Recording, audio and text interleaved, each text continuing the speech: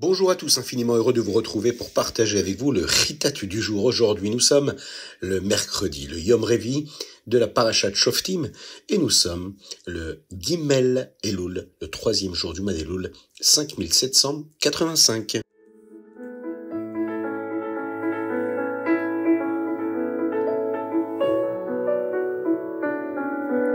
Alors pour commencer, un bel enseignement du rabbi de Lubavitch sur le mois de Elul. Une fois des Bachorim sont venus voir le rabbi pour une yéridout. Quelques jours avant Rosh Hashanah, le rabbi leur a dit qu'il devait se rappeler que le temps est un cadeau très spécial d'Hachem. Le rabbi a souligné qu'avant Rosh Hashanah, nous devons réfléchir à ce cadeau-là que Dieu nous offre et prendre la décision d'utiliser notre temps de la meilleure façon possible. Et le rabbi d'ajouter, vous êtes très jeune, et Akadosh Baruch Hu donne aux jeunes une force, la force de faire beaucoup de bonnes choses avec beaucoup d'énergie. Mais vous ne restez jeune que pendant un certain temps. N'oubliez pas d'utiliser cette force spéciale autant que vous le pouvez. Vous le savez, on est tous jeunes. Jeunes d'esprit, jeunes de vie, jeunes de vitalité, jeunes de volonté. C'est un message qui résonne en chacun de nous. Quel que soit notre âge, le temps est précieux et nous avons le pouvoir de le sanctifier en accomplissant de bonnes actions. C'est une invitation à ne pas gaspiller une seule minute et à utiliser l'énergie que nous avons pour le bien. C'est un message parfait pour ce mois d'Elul qui nous prépare à un nouveau départ.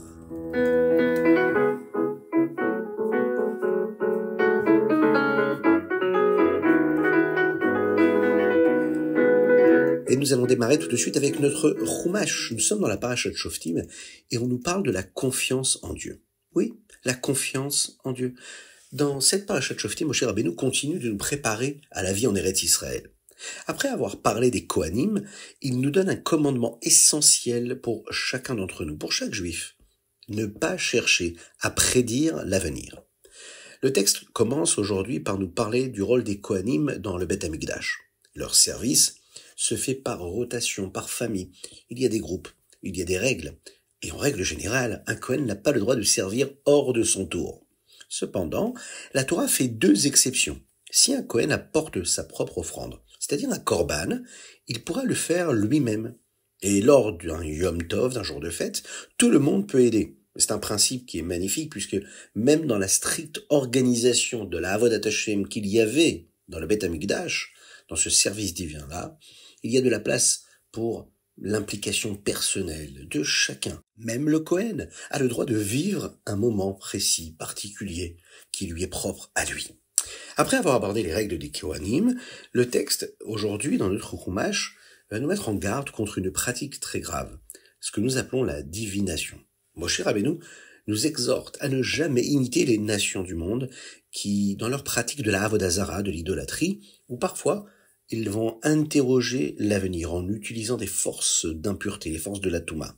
C'est pourquoi Kadesh Baruch Hu a chassé toutes ces nations d'Eretz Israël, car ces pratiques-là lui sont détestables.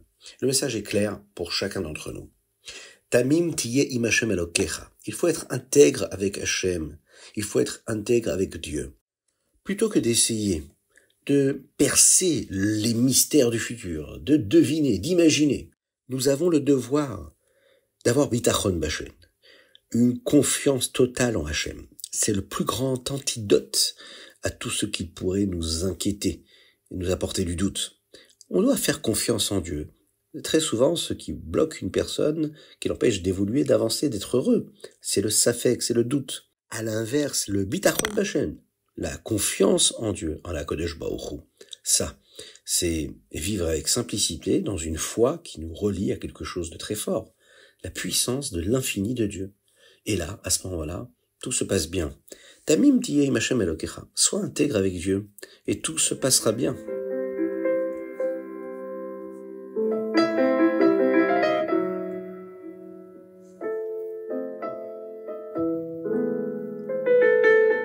Aujourd'hui, dans les Télim du jour, nous lisons du Yutret au Chavbet, du 18 au 22.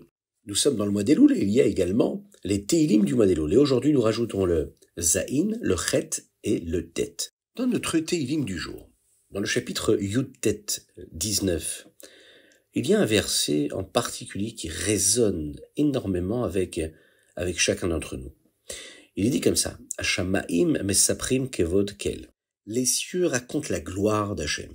David Amelech est en train de nous dire que même sans les mots, même sans la parole, la création elle-même est un témoignage de la grandeur de Dieu. Il suffit d'observer le monde. Maaseh Hachem, le soir, un beau ciel étoilé. Le matin, un beau ciel bleu, le soleil qui brille. Oui, nous sommes naturellement incités à louer Akadosh Baruch Hu, à le glorifier. Il suffit juste d'ouvrir les yeux, de regarder la nature, de regarder la beauté du monde dans lequel nous vivons. Lorsqu'on observe cela, alors on se souvient de ce qu'Akadosh Baruch Hu attend de chacun de nous, savoir que le fait de regarder la grandeur de Dieu, c'est ce que le Tanya d'ailleurs nous explique, cela développe en nous de la hirat shamaim, la crainte de Dieu. Pourquoi ? Parce que ça nous rappelle aussi que la vitalité d'Akadosh Baruch Hu qu'il y a dans chaque élément du monde, qui fait la beauté de toutes les créatures, c'est aussi cette vitalité-là, cette chayut-là qui anime notre cœur, notre esprit, notre âme. Le fait de regarder autour de nous, ça nous permet de prendre conscience de ce qui se passe à l'intérieur de nous-mêmes. Hashamaim mesaprim kevod kel. Il suffit juste d'écouter les cieux, d'écouter toutes les créatures, nous raconter la présence de Dieu, pour la sentir résonner en nous, en chacun d'entre nous.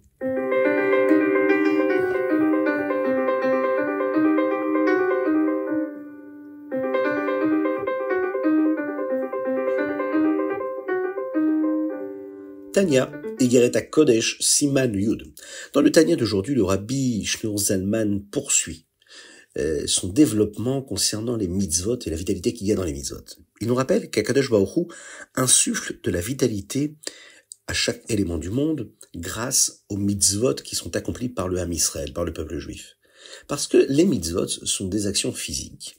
Elles doivent être faites selon des critères bien précis, comme par exemple une certaine taille, parfois c'est une quantité qui est nécessaire, parfois c'est un moment spécifique pour pouvoir apporter cette vitalité divine. Elle est voulue, cette précision-là de la chose.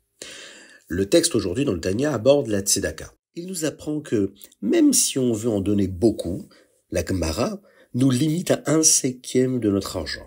Si quelqu'un manque l'occasion de faire une mitzvah ou Akadosh Baruch Hu, que Dieu nous en préserve, commet une avéra, une faute. Il manque non seulement une occasion d'apporter de la vitalité dans le monde, mais il se prive également de cette vitalité pour lui-même. Et malheureusement, il va retarder la venue de Mashiach. Pourquoi Mashiach ? Tout simplement parce qu'un juif, il est ici-bas sur terre pour faire venir Mashiach. C'est la mission que nous avons chacun d'entre nous. Et donc une mitzvah, ça permet de faire pencher la balance du côté de la Torah et des mitzvot, du côté de la venue de Mashiach. Mais le Rabbi Shneur Zalman nous rappelle ici quelque chose de très important. L'espoir n'est jamais perdu. Akadosh Baruch Hu nous a donné le pouvoir de faire tchouva. Et la tchouva nous permet de nous reconnecter à une partie de notre neshama, qui elle est au-delà de toute notion de quantité. Par conséquent, la chayut, la vitalité que la tchouva apporte, elle est aussi infinie.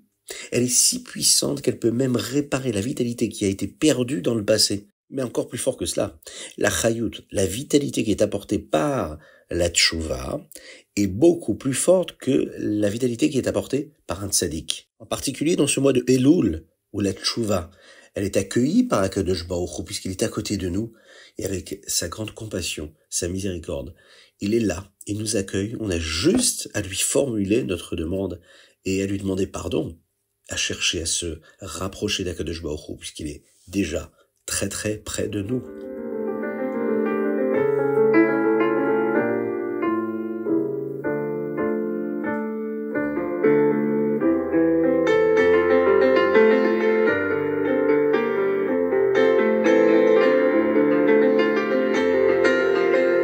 Et nous passons au Hayom Yom du jour. Aujourd'hui, nous sommes le Gimel Elul. Dans le Hayom Yom, aujourd'hui, le Rabbi de Lubavitch nous parle de la Hashgacha Pratit, cette fameuse providence divine individuelle pour chacun. C'est une croyance fondamentale que nous devons tous avoir. Et savoir que quoi ? Qu'Akadosh Baruch Hu, c'est lui qui orchestre tout ce qui se passe dans le monde, dans notre vie, dans notre petit monde à chacun, et dans notre monde plus global. Chaque événement, chaque détail de notre vie arrive exactement comme il doit arriver. C'est une idée ici qui s'applique aussi dans la mission personnelle que nous avons chacun dans le monde, notre shlichut à chacun. Le texte ici est en train de nous rappeler une chose. L'endroit où nous nous trouvons en ce moment précis a été préparé par Hachem depuis la création du monde, spécialement pour nous, pour que nous puissions accomplir cette mission. Et de même que notre Neshama a attendu depuis sa création le moment de venir sur terre pour cette mission spécifique, eh bien nous aussi, on doit prendre conscience que dans notre vie, là on est maintenant, tout de suite, c'est maintenant qu'il faut agir et c'est maintenant qu'on accomplit notre mission, notre shlichut. Rien n'est le fruit du hasard. Tout a été orchestré de manière divine pour que nous soyons au bon endroit, au bon moment, pour accomplir notre rôle unique dans le plan d'Akadosh Baruch Hu. Ça concerne chacun d'entre nous, à n'importe quel moment de notre existence, petit comme grand. Comme personne âgée, nous avons cette mission-là à accomplir parce que à ce moment précis, Akadosh Baruch Hu nous attend.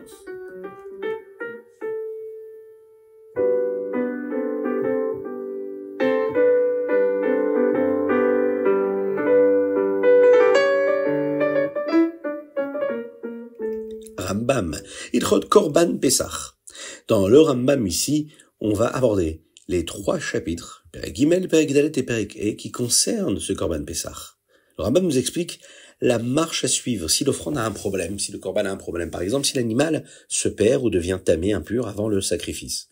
Ces lois-là sont là pour nous guider à travers la complexité qu'il peut y avoir dans ces mitzvot-là.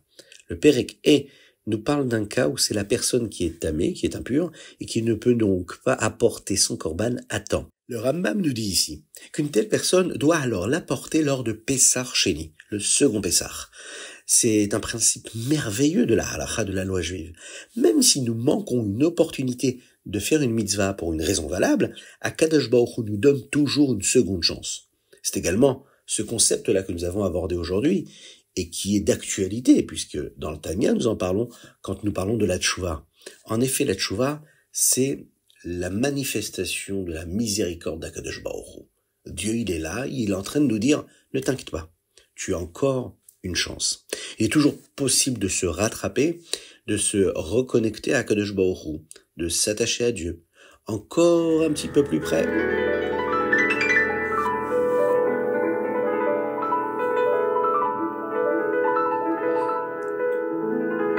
Et voilà, c'était le Chitat du jour. J'espère que vous avez passé un bon moment. N'hésitez pas à le partager au plus grand nombre. Vous êtes, me dit-on, de plus en plus nombreux à nous suivre. Et ça, c'est extraordinaire. C'est grâce à chacun d'entre vous. En le partageant, en invitant d'autres personnes à rejoindre le groupe. C'est une promesse du Rabbi de Lubavitch. Cela apporte des bénédictions dans tous les domaines. Le Chitat, et étudier le Chitat, du Chumash, du Tehillim, du Tanya, tous les jours. Que Dieu vous bénisse et qu'il vous protège, qu'il inonde votre existence de bonté, de grâce et de miséricorde, de compassion totale, de joie véritable et de réussite matérielle et spirituelle. Qu'Akadosh Baruch Hu fasse que les otages soient libérés très très rapidement. De là où vous êtes, vous pouvez dire Amen, ve Amen très fort, et il faut le dire. Qu'il guérisse tous les malades du Ham Israël, qui donne beaucoup de force aux Chayalim, qui se battent pour nous en Eretz Israël et dans le monde entier.